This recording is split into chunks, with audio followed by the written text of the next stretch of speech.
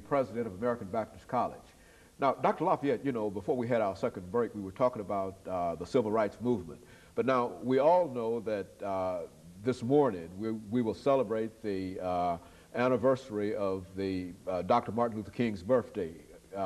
And the most important thing about it is to remember that Dr. King was assassinated in the state of Tennessee, in Memphis. And I think that it is almost incumbent upon us living in the state of Tennessee to reflect upon that. And that's what we'd like for you to do over the last 5.5 minutes that we have here, to recall the instance that you heard of Dr. King's assassination and some of the things that went through your mind and how people that you know and who were close to you and et cetera, how you felt at that particular time. This might recall memories that you've not had for the last 30 years, but sort of reflect with us as a community now dealing with that part in April of 1968, that assassination.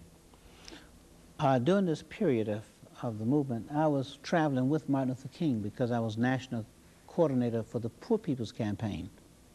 And we were laying the groundwork for that, and we were going around from one city to another getting support because we wanted people to organize locally so they could bring people to Washington, D.C. for the grand march that we were going to have in D.C. It was scheduled for actually the first time in February, but we didn't succeed in getting the numbers. And Martin Luther King wanted to make sure we had strong numbers and people committed. So he was traveling with us, and we were traveling with him, going to different cities. We were having a meeting, actually a staff meeting in Atlanta, which was a strategy meeting, and Martin Luther King was asked to come, you know, go over to Memphis. Jim Lawson, who's one who was actually involved in the movement many years with us, was having to work with the sanitation workers, and the support was waning. He said, so, you know, if Martin Luther King could just come to Memphis, have a speech, and have a little rally, a march, and that would bring the kind of focus on this and perhaps the pressure to get them to negotiate. So Martin Luther King was reluctant. He said, well, this is not on our schedule, and he said, okay, why don't you all just continue to meet.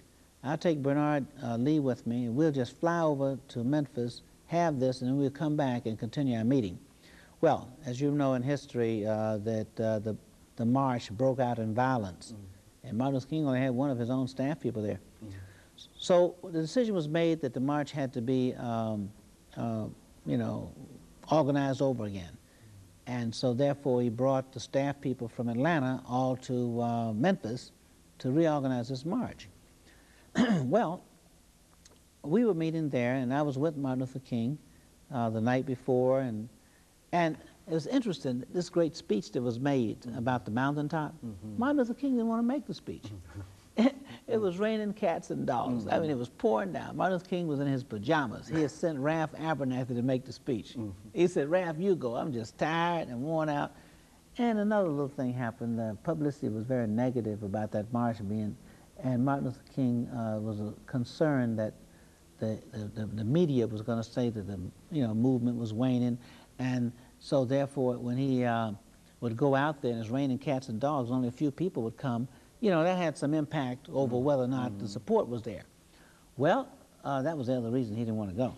He sent Ralph, he's a good friend. Great to have a friend like Ralph. Ralph got there and said, no, Martin Luther King, he called back. He said, you got to come. This is your crowd. He said, when I walked through the door, the people just went up. And when they found out I was by myself, he said, the fellas dropped. He said, this is your crowd. And they were standing outside in the rain at Mason Temple there in Memphis. Well, I was with him in his room, so he got up and he put on his clothes and we went over to the temple. That was one of the greatest speeches he ever made.